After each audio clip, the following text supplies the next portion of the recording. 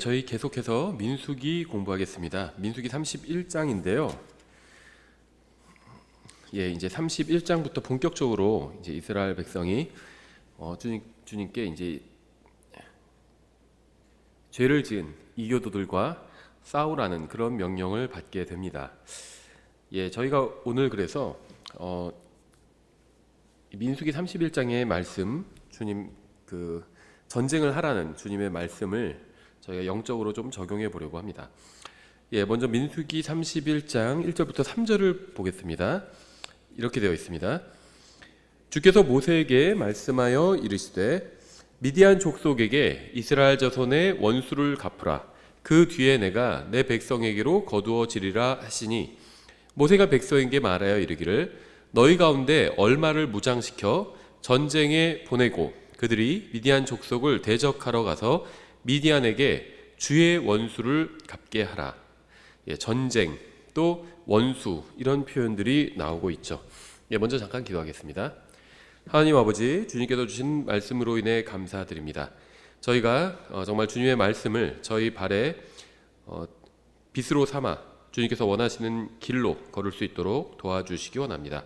예수님의 이름으로 기도드렸습니다. 아멘. 이스라엘 자손은 가나안으로 가기 위해서 원수들과 싸워야 했습니다. 또 주님의 원수와 싸워야 했죠. 우리는 그리스도인으로서 영적 전쟁을 치르며 살고 있습니다. 성경은 우리가 그리스도의 군사로 부르심을 받았다, 이렇게 말씀하고 있습니다. 베드로전서 5장 8절부터 9절 이렇게 말씀하고 있어요. 정신을 차리라, 깨어 있으라. 너희 대적 마귀가 울부짖는 사자같이 두루 다니며 삼킬 자를 찾나니 믿음에 굳게 서서 그를 대적하라. 세상에 있는 너희 형제들도 동일한 고난을 겪는 줄 너희가 아느니라. 구원받은 사람들은 이 세상에서 하나님의 사랑하시는 아들의 왕국으로 옮겨졌습니다. 성경은 옮겨졌다고 말씀하고 있죠. 따라서 하나님의 왕국에 속해서 이 세상 왕국을 통치하는 마귀에 대항해서 또 영적 전쟁을 치르면서 살 수밖에 없는 운명이 되었습니다. 우리는 하늘에 하나님께서 계시다고 믿죠. 하나님은 온 세상의 창조자이시고 사랑이 충만하신 분이시고 전능하시고 은혜로우시고 또 심판자이시고 참되시고 유일하신 하나님이라는 사실을 믿습니다.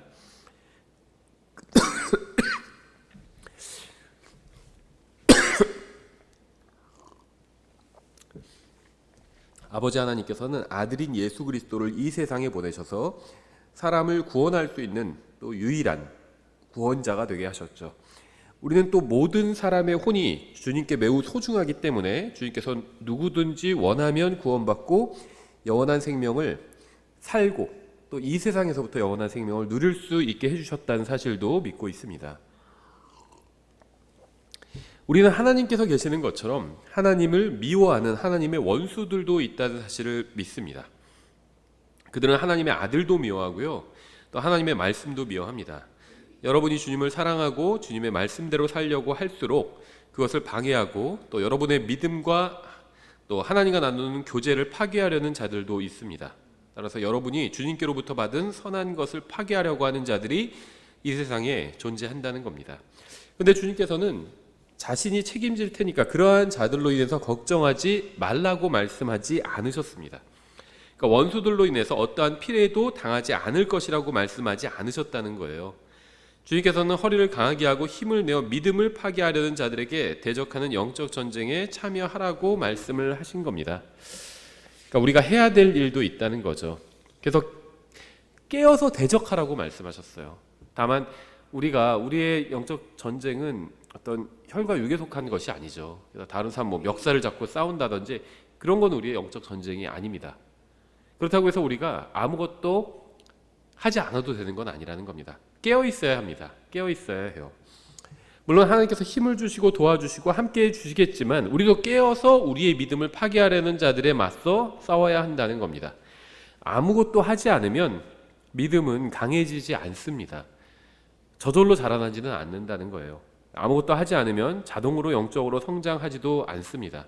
우리가 영적으로 살려고 할수록 우리를 반대하는 사람들이 생길 겁니다.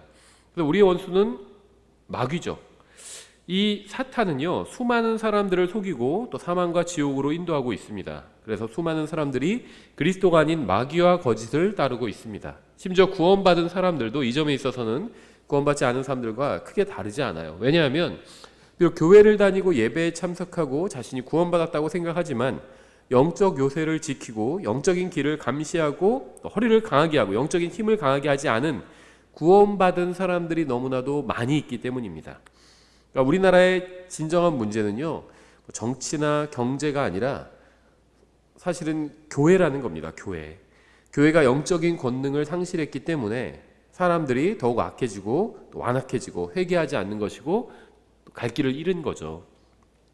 우리가 아까 읽은 베드로전서 5장 8절 이렇게 말씀하고 있어요. 정신을 차리라, 깨어 있으라.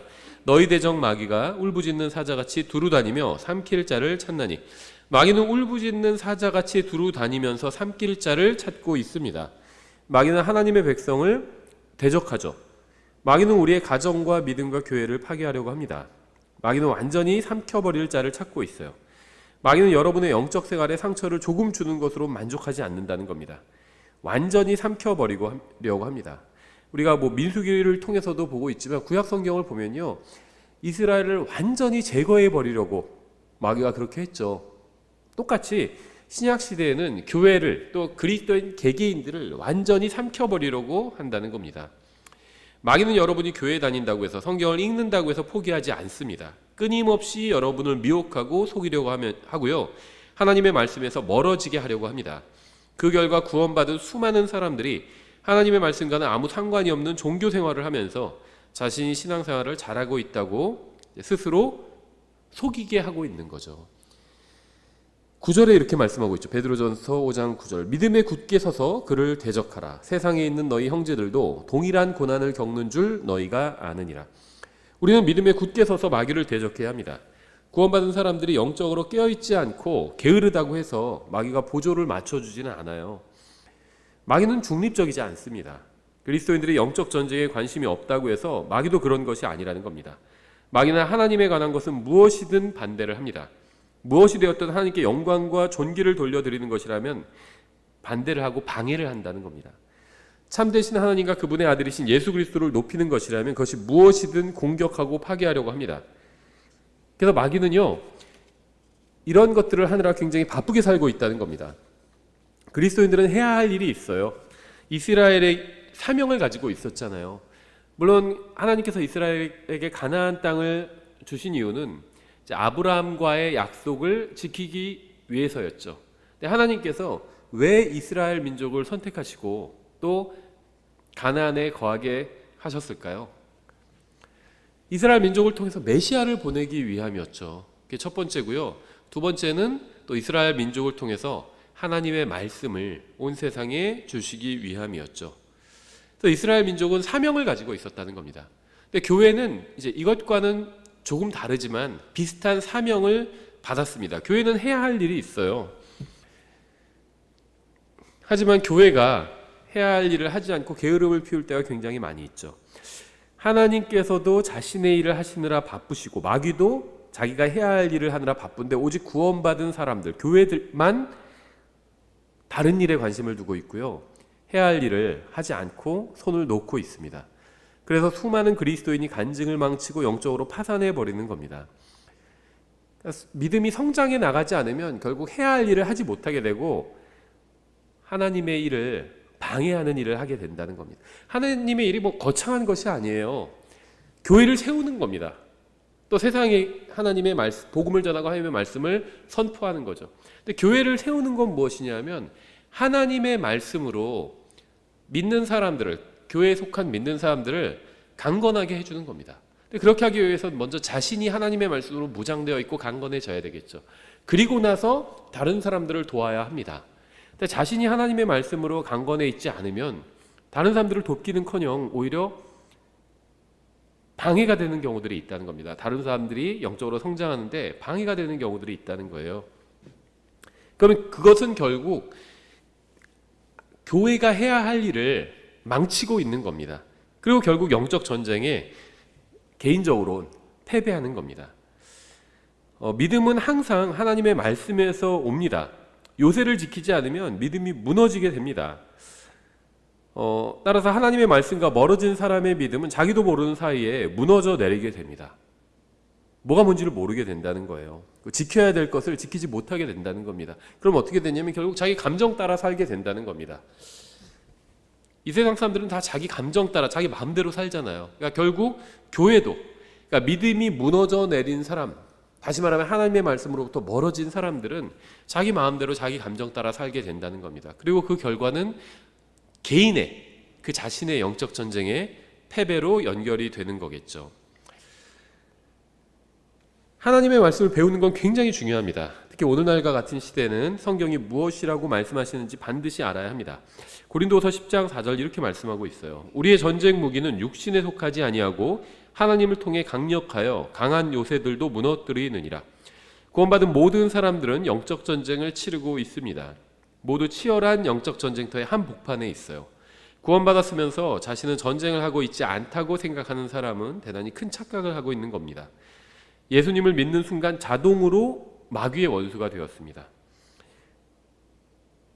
성경을 믿는 순간 마귀의 목표물이 된 겁니다. 여러분이 구원받았다면 여러분이 느끼든 느끼지 못하든 상관없이 모두 영적 전쟁터의 한 가운데 있는 겁니다. 마치 이집트를 탈출한 또 어린 양의 피로 구원받은 이스라엘 민족이 자동으로 이 이방 이교도들의 발락의 원수가 된 것처럼 그리스도인들도 마찬가지라는 겁니다. 이러한 점에 있어서 이 민수기는 그리스도인의 어떤 영적 생활, 교회 생활, 믿음 생활에 굉장히 큰 이제 어떤 일종의 힌트를 주고 있다고 볼 수가 있겠죠.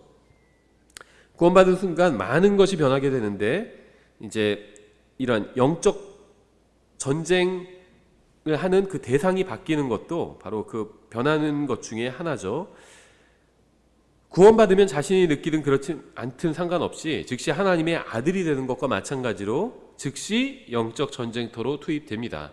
이제 주의할 점은 성경이 말씀하시는 대로 우리의 전쟁 무기는 육신에 속하지 않는다는 사실이죠.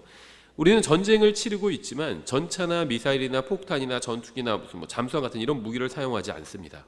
그러니까 이 민수기가 우리 그리스도인의 영적 이 민수기에 나오는 이스라엘의 광야 생활이 신약의 그리스도인들의 영적 생활의 일종의 모형이 되지만 싸우는 대상 또 싸우는 방법은 다르다는 거죠. 이스라엘 민족은 육체적으로 물리적으로 싸워야 했고 신약의 그리스도인들은 이제 영적으로 하나님의 말씀을 가지고 싸워야 하는 것이죠. 우리는 마귀에게 총을 쏠 수가 없죠. 또 더러운 영을 향해서 사격을 할 수도 없습니다. 누군가 여러분의 재산보다 훨씬 더 중요한 것을 훔쳐가려고 합니다. 마귀는 여러분의 재산에는 관심이 별로 없어요. 마귀가 관심을 갖고 훔치려고 하는 것은 여러분의 혼이고 인생입니다. 라이프. 그러니까 이 라이프가 생명도 되고 인생도 되죠. 우리 생명은 훔쳐가지 못해요. 마귀가. 라이프는 훔쳐가지 못해요. 그러나 인생은 훔쳐갈 수 있습니다. 라이프는 또 훔쳐갈 수 있는 거죠. 인생을 훔쳐갈 수 있어요. 마귀는 우리가 가진 것, 이 세상에서 가지고 있는 우리의 재산에는 관심이 없습니다. 마귀는 여러분의 마음과 생각을 훔쳐가려고 합니다. 그래야 인생을 훔쳐갈 수가 있거든요. 이스라엘 백성이 우리가 민수기를 보면 광야에서 40년간이나 방황을 했잖아요. 40년간. 한 사람의 인생에서 40년은 작은 시간이 아니죠. 그 40년을 그냥 광야에서 뱅뱅뱅뱅 돌게 만든 겁니다. 원인은 뭐였죠? 하나님의 말씀에 순종하지 못하게 함으로써. 하나님의 말씀을 왜 순종하지 못했죠? 하나님을 신뢰하지 않았기 때문에 하나님 말씀에 순종하지 않은 거죠. 우리도 그런 점에 있어서는 똑같다는 겁니다. 하나님의 하나님을 신뢰하지 못하게 만들고 그러면 그 결과가 항상 하나님의 말씀에 순종하지 못하게 되는 겁니다. 그리고 하나님의 말씀에 순종하지 않으면 그 결과가 항상 이스라엘 백성이 광야에서 40년간 시간 낭비를 했던 것처럼 그리스도인들도 인생에 어쩌면 40년보다 더 긴 시간을 그냥 낭비해 버릴 수도 있다는 겁니다. 성경은 이 영적 전쟁에서 우리가 하나님을 통해 강력한 무기를 가지고 요새를 지켜야 한다고 말씀하고 있어요. 에베소서 6장 17절 이렇게 말씀하고 있죠. 구원의 투구와 성령의 검 곧 하나님의 말씀을 취하라 이렇게 말씀하고 있습니다. 자녀들에게 아무리 많은 돈을 주고 교육을 시키고 보험에 들어도 결코 자녀의 안전을 보장해 줄 수는 없는 거죠. 비싼 보험에 들었다고 해서 그것이 안전을 지켜주는 것은 아니에요. 그건 별개의 일이죠. 사고를 막아주는 것도 아닙니다. 그렇죠? 사고가 나고 나면 보험이 도움이 되겠지만 보험 자체가 사고로부터 우리 아이를 지켜주는 것은 아니라는 겁니다. 마귀로부터 지켜주는 참된 안전은 오직 하나님의 말씀을 마음속에 품을 때만 옵니다. 하나님의 말씀대로 사는 법을 배운 아이들만이 마귀로부터 안전하게 살 수 있어요. 그러니까 모든 걸 다 가르쳐 줄 수가 없죠. 이거는 어떤 부모도 아이들에게 모든 걸 다 가르쳐 줄 수 없습니다. 또 어떤 교회도 어떤 목사도 성도들에게 모든 걸 다 가르쳐 줄 수가 없어요. 모든 것을 다 아는 부모도 없고 모든 것을 다 아는 목사도 없습니다. 그렇죠. 그래서 아이들에게 모든 걸 다 가르쳐 줄 수도 없고요. 교회에게 모든 걸 성도들에게 다 가르쳐 줄 수가 없습니다. 하지만 하나님의 말씀을 마음속에 품을 수 있게는 도와줄 수 있다는 겁니다. 부모가 자녀들을 그렇게 도와줄 수가 있고 또 교회가 목회자가 성도들을 그렇게 도와줄 수 있는 거죠. 이 세상의 그 무엇도 마약 중독이나 알코올 중독이나 어떤 성적 타락으로부터 지켜주거나 안전을 보장해 주지는 못합니다. 마귀는 여러분의 가정과 자녀들과 여러분의 인생을 원합니다. 낭비해 버리기를 원하는 거예요. 일부가 아니라 전부를 원하는 겁니다. 영적 전쟁터에는요 중립지대가 없어요. 만일 현재 마귀에게 일부를 빼앗겼다면 마귀는 이제 곧 전부를 빼앗으려고 할 겁니다. 그러니까 영적으로 깨어서 적극적으로 마귀를 대적하지 않으면 모든 것을 잃게 되고 이 세상 사람들과 똑같이 인생을 살아가게 될 겁니다. 여러분을 미워하고 대적하는 원수는 강합니다. 그는 여러분의 일부가 아닌 전부를 원합니다. 일부만 상처를 주는 것으로 만족하지 않고 전부를 삼켜버리려고 합니다.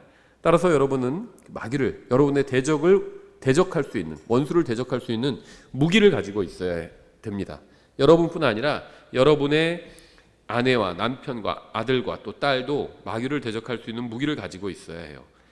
그렇지 않으면 여러분이나 여러분의 남편이나 아내나 아들이나 딸은 마귀에게 끌려가서 수십억의 사람들처럼 평생 마귀에게 종노릇 하며 살게 된다는 겁니다. 이건 구원과는 또 다른 문제죠. 그래서 우리가 교회에서 성경 읽기, 또 하나님 말씀을 아는 것, 연구하는 것, 또 말씀에 순종하는 것을 강조하는 거죠. 구원이 전부가 아닙니다. 구원받고 나서 살아야 될 그리스도인의 삶이 있다는 겁니다. 성경은 깨어서 지키라고 말씀하고 있어요. 누가복음 21장 34절. 너희는 스스로 주의하라. 그렇지 않으면 언제라도 너희 마음이 과식과 술 취함과 이 세상 삶의 염려로 무겁게 되어 그날이 알지 못하게 너희에게 임할까 염려하노니 그날이 온 시면에 거하는 모든 자들에게 올무같이 임하리라. 우리의 마음이 먹는 것과 마시는 것과 이 세상에 대한 염려로 가득 차게 되면 우리는 가장 중요한 것을 대비하지 못하게 됩니다. 구원받았다고 해서 바로 하늘나라로 가게 되는 것은 아니죠. 구원받은 사람도 이 세상에서 살아야 합니다.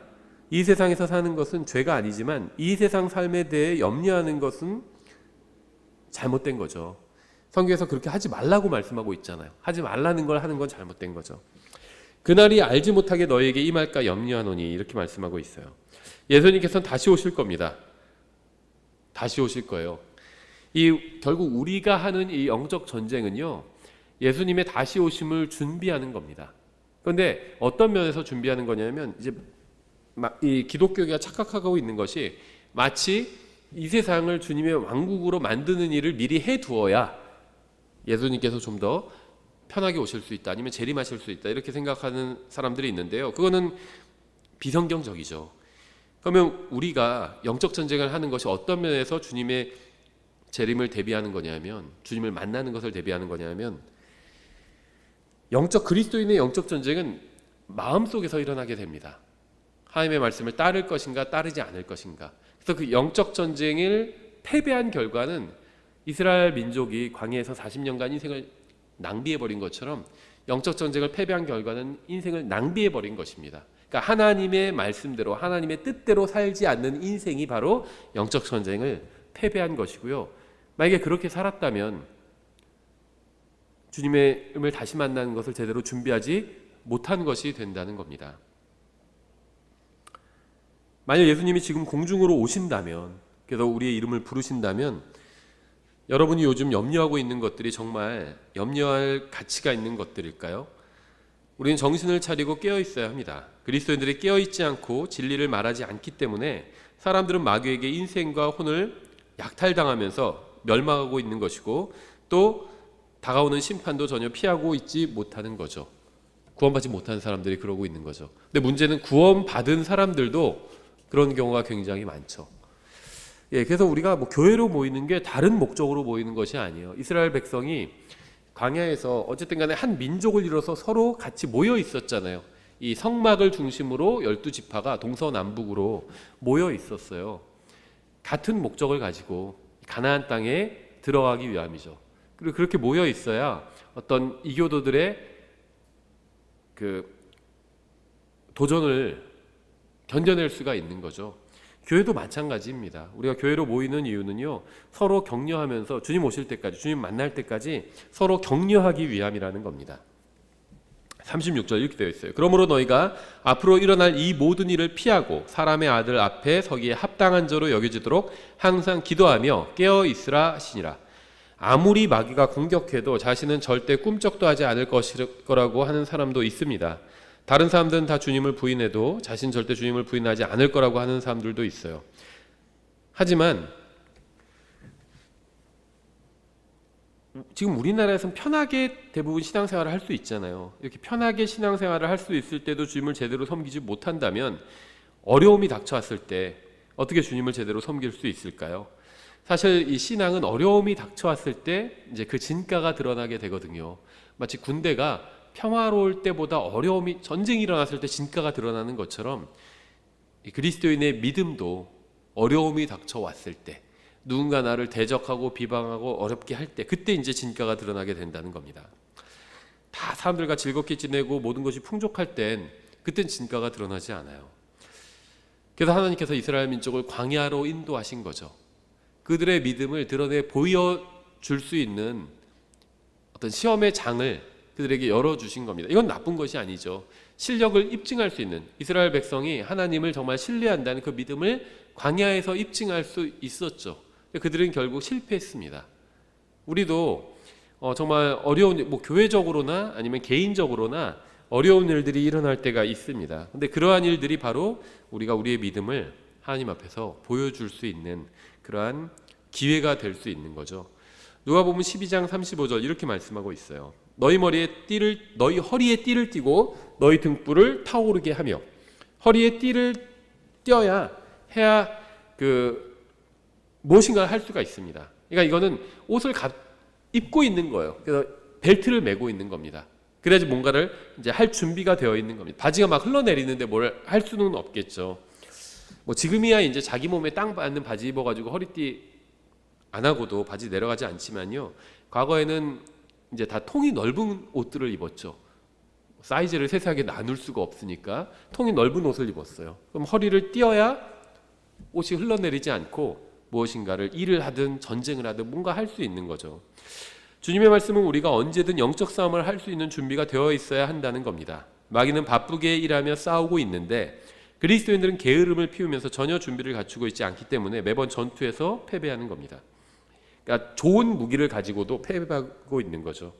마귀는 열심히 거짓 복음을 전하고 있는데 그리스도인들은 제대로 된 복음을 전하지 않기 때문에 이 세상은 진리에 대해서 무지한 채 지옥으로 가고 있는 겁니다.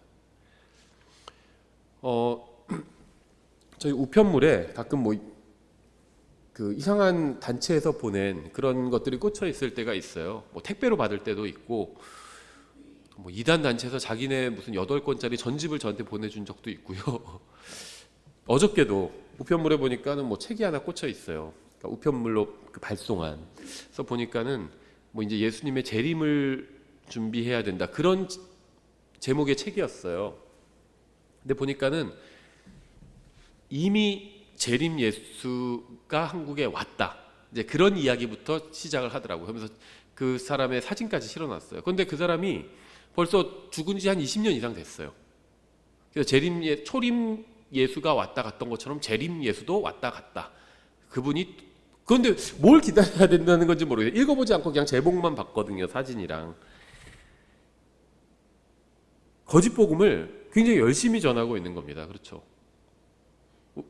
제가 봤을 때는 아마 교회 주소록 같은 거 보고 대부분의 교회에 다 발송하지 않았나 싶어요. 한국에 뭐 교회가 한 4만 개 정도 있다고 하잖아요. 그거보다 아마 지금은 더 줄어들었겠죠. 다 발송한 것 같아요. 그런 식으로 굉장히 열심히 뭔가를 하고 있습니다. 그래서 나가서 보면요, 이단들이 정말 더 열심히 무엇인가를 하고 있는 걸 우리가 볼 때가 굉장히 많이 있죠. 가만히 앉아서 마귀가 일하는 것이나 뉴스만 보지 말고 깨어서 띠를 띠고 적극적으로 마귀를 대적하는 것이 바로 하나님의 백성을 향한 성경의 명령이죠. 무엇인가 해야 된다는 겁니다. 무엇인가 해야 돼요. 물론 우리가 다 맡은 일이 있죠. 회사 직장 생활을 하시는 분들도 있고 가정에서 맡은 일들이 있죠. 그것들도 소홀히 하지 말아야 되겠죠. 하지만 또 다른 한편으로 하나님께서 우리에게 맡겨주신 일이 있다는 겁니다. 내가 개인이 할 일도 있고 또 교회로 모여서 함께 해야 될 일들이 있다는 거예요. 힘을 합해서 예수 그리스도를 위해서 일해야 합니다.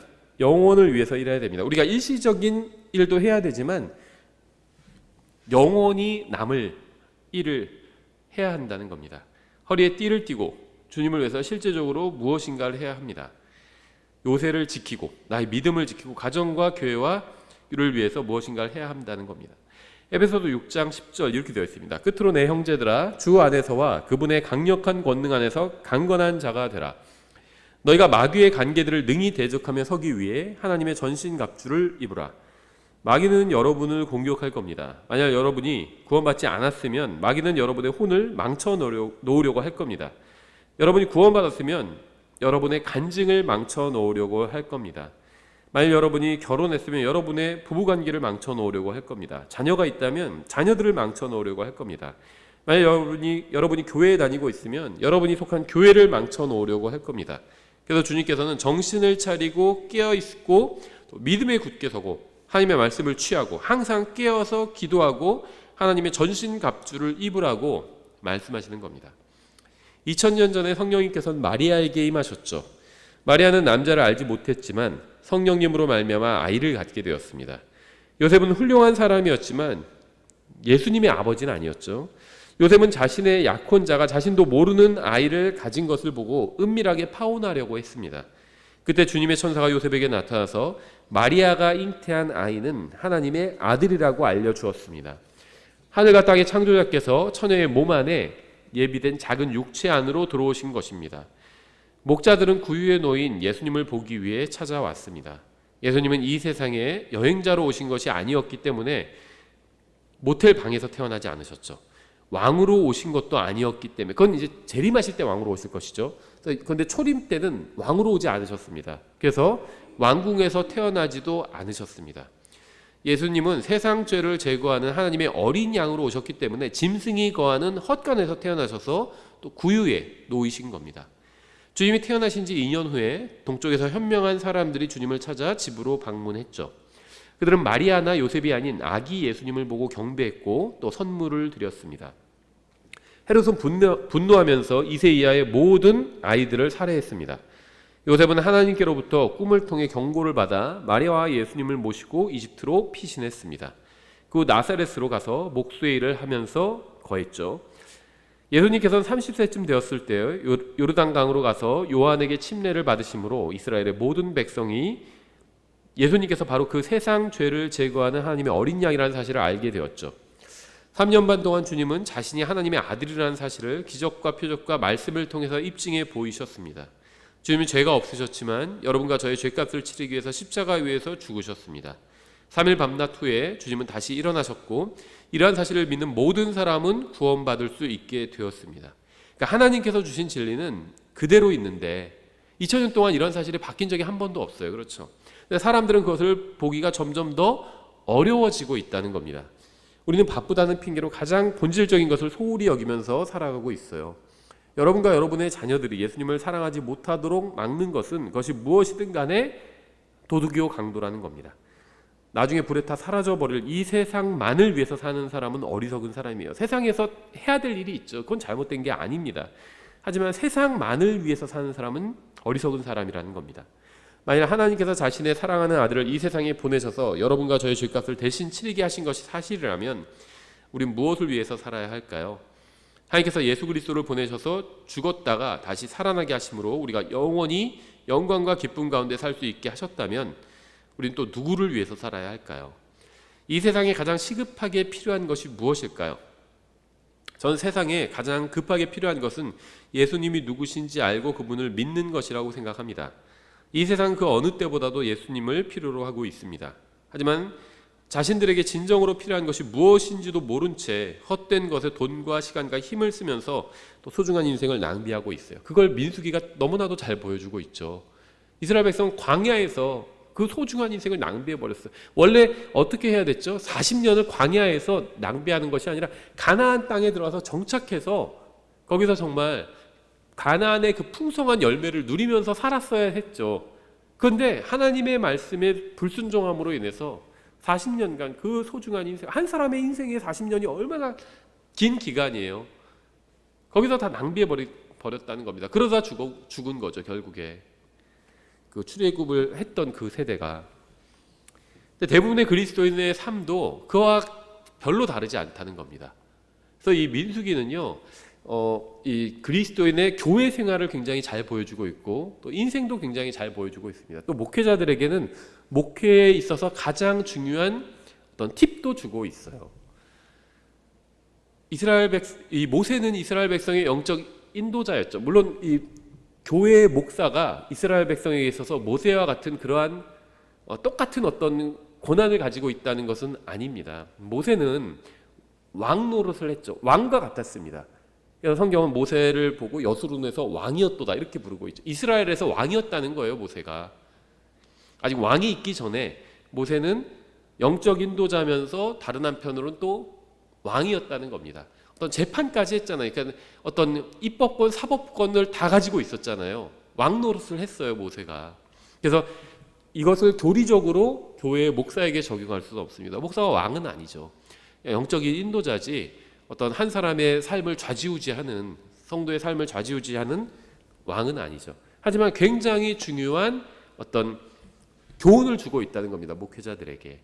어떤 면에 있어서 왕으로서가 아니라 영적인 인도자로서 굉장히 중요한 교훈을 주고 있는데요. 그건 뭐냐면요, 이스라엘 백성이 모세에게 불평할 때마다 모세는 그들과 다투기보다, 뭐 다툰 적도 있지만 그래도 그들과 다투기보다는 주님께 모든 것을 하소연을 했죠.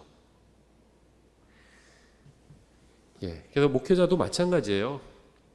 성도들과 다투지 말고 주님께 하소연해야 합니다, 모세처럼.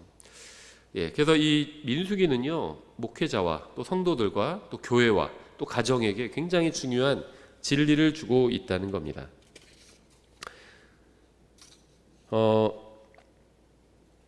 마귀는요, 자꾸 우리의 인생을 쓸데없는 것에 낭비하도록 하고 있습니다. 더 많은 물질을 소유할수록 마음은 더 공허해지는데 왜 그런지 그 원인도 모르고 해결책도 몰라요. 그래서 요즘 저도 연관 검색어로 자꾸 뜨는데요, 미니멀 라이프 이런 게 또 유행하더라고요. 많은 사람들이 또 공감을 합니다. 그러니까 이 물질주의에 너무 치이면서 살다가 이제 미니멀 라이프 같은 거에 또 공감하게 되는 거죠. 공감 가는 면이 있어요. 그렇죠. 근데 그것도 결국 답은 아니라는 겁니다. 그래서 미니멀 라이프를 하다가 다시 또 돌아가는 사람도 있어요. 그러니까는 어떤 물질주의에 치이는 것도 문제지만 미니멀 라이프 그 자체가 목적이 되어서도 안 되겠다 해서 그걸 또 깨닫고 돌아오는 사람들도 있더라고요. 어떤 물질에 답이 있지 않아요. 물질이 많든 아니면 적든 다 답은 아니라는 겁니다. 우리의 마음을 공허하게 합니다. 예수님으로 채워져야 마음이 만족할 수 있어요. 물질을 넣는다고 해서 만족하는 것도 아니고 오히려 뺀다고 해서 만족하는 것도 아니라는 겁니다. 여러분이 가장 중요한 것에 눈을 돌리지 못하게 하기 위해서 덜 중요한 것들에 눈을 돌리게 합니다. 그래서 결국 눈앞에 있는 것에만 온 신경을 쓰게 만들어 버립니다. 마귀가 하는 것은 무엇이든 간에 여러분이 예수 그리스도를 바라보지 못하게 하는 겁니다. 그분이 누구신지 알지 못하게 하고 그분만을 섬기지 못하게 하는 겁니다. 우린 예수님이 누구신지 알아야 하죠. 그분이 이 세상에 왜 오셨는지 알아야 합니다. 물론 우린 예수님을 알고 구원받았어요. 그런데 더 알아야 합니다. 더 알아야 해요. 우리가 구원받기에는 충분할 정도로 예수님을 알고 있죠. 나를 이 세상에서, 또 지옥에서, 죄로부터, 영원한 하나님의 심판과 형벌로부터 구원해 주실 수 있는 유일한 구원자라는 사실을 알고 있습니다. 그래서 우리가 구원받았어요. 근데 그것으로 만족하면 안 된다는 겁니다. 더 알아야 돼요. 그분과 더 교제를 나눠야 합니다. 그분의 말씀을 통해서 더 그분을 알아야 합니다. 또 이 세상이 결국 어떻게 될 것인지도 알아야 하죠. 거기에 인생의 모든 답과 영혼의 모든 답이 달려 있습니다. 예수님께서는 죄인들을 구원하기 위해서 이 세상에 오셨습니다. 이 세상 사람들이 받은 가장 큰 선물은 나무에 달린 예수 그리스도입니다. 예수님은 여러분의 죄를 용서하고 제거하고 여러분을 구원하기 위해서 오셨습니다. 그뿐 아니라 여러분이 하나님과 친밀한 교제를 나눌 수 있게 하기 위해서 오셨습니다. 여러분의 인생이 영원히 가치 있게 하려고 오셨습니다. 근데 마귀는 먹는 것과 마시는 것과 이 세상에서 사는 것으로 우리의 관심을 돌려서 가장 중요한 것을 잃어버리게 하려고 합니다. 전 여러분이 잘 되기를 바랍니다. 또 행복하기를 바랍니다. 우리 교회 또 잘 됐으면 좋겠고 우리 교회에 속한 성도들도 잘 되었으면 좋겠어요. 하지만 가장 중요한 것을 잃지 않았으면 좋겠습니다. 영원한 후회를 하지 않게 되었으면 좋겠어요. 그러기 위해서는 진심으로 가치 있는 인생을 살아야 되겠죠.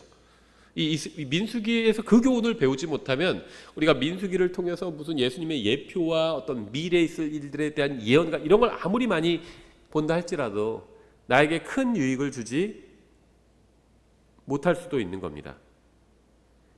민수기를 통해서 우리가 이스라엘 백성이 그 낭비해버린 광야에서 낭비해버린 그 인생을 보면서 이걸 거울 삼아서 나의 인생도 하나님의 말씀으로 비춰볼 수 있어야 합니다. 깨어나야 합니다. 그리스도인이 십자가에 달린 예수님을 바라봐야 합니다. 영혼을 바라봐야 해요. 여러분의 가족과 또 다른 사람들에게 그들의 생명과 인생을 지켜줄 수 있는 하나님의 말씀을 전해줘야 합니다. 이것이 우리의 최고의 목표가 되어야 돼. 또 우리 교회의 최고의 목표가 되어야 되고 그리스도인 개인의 최고의 목표가 되어야 합니다. 그래서 하나님께서 우리의 눈을 열어주셔서 이 세상이 전부가 아니라 정말 진짜 세상이 있다는 것, 또 인생이 전부가 아니라 그 인생을 넘어서는 영혼이 있다는 사실을 알게 해주셨으면 좋겠습니다. 그래서 민수기는 하나님의 백성이 싸워야 할 싸움이 있다, 치러야 할 전쟁이 있다는 것을 말씀해주고 있는데요.